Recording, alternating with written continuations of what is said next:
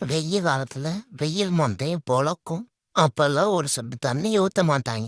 தண்ணி ஐஸ் மாதிரி இருக்கிற மார்கழி மாசத்துல பக்கெட் பக்கெட்டா ஊத்தி குளிச்சுடுறீங்களா டேய். டேய் பாவு, என்ன இந்த தேய் தேய்க்கிறைய முதல்ல நீ குளிச்சியாடா?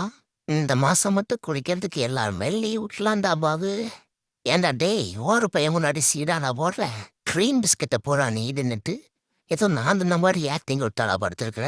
1 மணி நேரமா கிளாஸ் எடுத்தான் என்றாதமே ஆசீர்வாதமா. நல்லாரு நல்லாரு. அடுத்த தடவை வரும்போது பழம் வாங்கிட்டு வா. சரியா? போதும் போதும். அது அடுத்தவங்க வரட்டும். நெக்ஸ்ட் யாருப்பா? ஊத்துடா மாப்பிள்ள.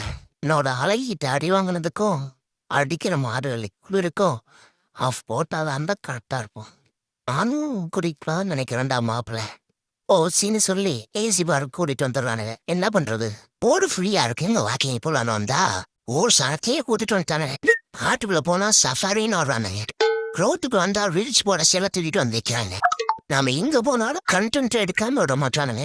வாடா வீட்டுக்கு போனா எங்கிட்டு போனா நம்மளை வச்சுதான் உங்களுக்கு பொழப்பு. எத்தனை தடவை சொல்லியிருக்கேன் அந்த வெங்கலமே வீட்டுக்கு போகாதேன்னு.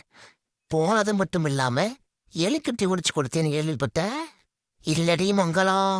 என்ன நல்லடி மங்களம்.